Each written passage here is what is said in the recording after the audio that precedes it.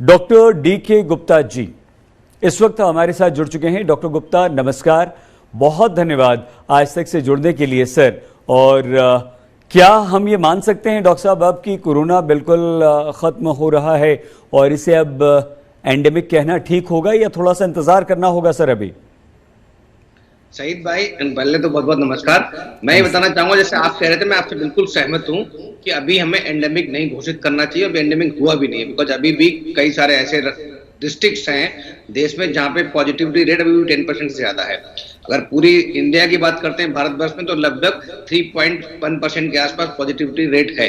तो कहीं ना कहीं अभी भी पॉजिटिविटी रेट हाई है। जब लेस देन 1% होगा, लगातार केसेस नहीं होंगे, सर्ज नहीं होंगी, कंट्रोल हो जाएगा अच्छी तरह से, हर्ड इम्यूनिटी डेवलप हो जाएगी, तब हम इसको बोलेंगे कि ये एंडेमिक हो गया। तो अभी हमें जल्दबाजी नहीं करनी चाहिए, ऐसी कोई डिक्लेरेशन नहीं देनी चाहिए जिससे पब्लिक के अंदर अवेयरनेस कम हो जाए और लोग इसको कहीं ना कहीं इग्नोर कर लें और फिर दोबारा कोई नया स्ट्रेन आ जाए। क्योंकि मैं फिर बता रहा हूँ, प्रॉब्लम ये है कि जब तक ये वायरस हमारी कम्युनिटी में रहेगा तब तक रेप्लिकेशन होता रहेगा, चेन ऑफ ट्रांसमिशन चलता रहेगा।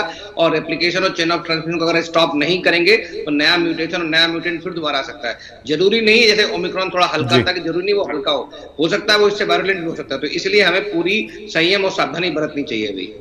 लेकिन डॉक्टर गुप्ता, ये भी तो लोग कह रहे हैं ना कि अब तो हमें आदत डालनी होगी कोरोना के साथ रहने की।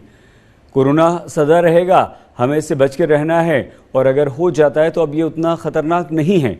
इसको आप कैसे देखते हैं सर? बिल्कुल ठीक कह रहे हैं, मैं बिल्कुल सहमत हूं कि न्यू नॉर्मल लाइफ जीनी चाहिए। हमें पता होना चाहिए हैंड हाइजीन क्या है, हमें पता होना चाहिए रेस्पिरेटरी हाइजीन क्या है, हमें पता होना चाहिए मास्क कहाँ पे लगाना है, कब लगाना है। तो ये सब चीजें सिर्फ कोरोना से नहीं बचाती हैं। अगर आप हाथ बार बार धोते हैं तो आपको जितनी भी बीमारियां हाथ धोने से होती, नहीं धोने से होती हैं, उनसे सब बचते हैं। टाइफाइड है, गैस्ट्रोएंटेराइटिस है, पीलिया है, कोलाइटिस है, ऐसी बहुत सारी जो फीको और रूट से बीमारियां फैलती हैं वो रुक जाती हैं अगर आप रेस्पिरेटरी हाइजीन को फॉलो करते हैं। तो कॉमन कोल्ड है, कफ है, इन्फ्लुएंजा वायरस है, अपर रेस्पिरेटरी ट्रैक्ट इन्फेक्शन है, ट्यूबरकुलोसिस है, ये बहुत सारी बीमारियां कम हो जाती हैं।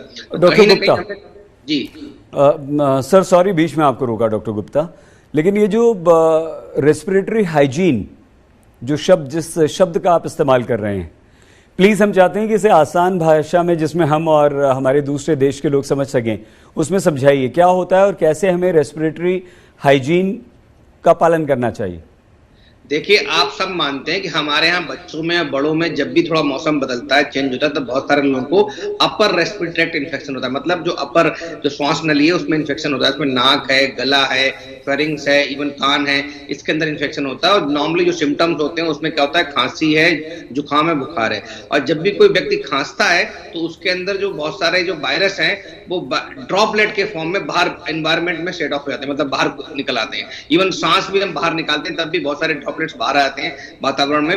उस वातावरण में आसपास अगर कोई है वो डायरेक्ट कांटेक्ट में, तो आपका इन्फेक्शन उसको फैल सकता है। तो जो ड्रॉपलेट इन्फेक्शन है वो बहुत आसानी से फैलता है, खांसने छींकने से, या कोई इन्फेक्टेड सरफेस है जहां पर किसी ने खांसा है, छींका है, उसको छूने से आपको हो सकता है। तो इसलिए हम लोग बोलते हैं कि रेस्पिरेटरी हाइजीन मतलब कि अगर आपको सिम्टोमेटिक है, अगर नॉन सिम्टोमेटिक तो कोई बात नहीं, बट अगर सिम्टोमेटिक है तो आपको खांसते छींकते समय हैंकी का इस्तेमाल करना है या आपको मास्क लगा के रखना है, सो दैट जो आपको बीमारी है बाकी लोगों को ना हो। इसको हम रेस्पिरेटरी हाइजीन बोलते हैं। जी।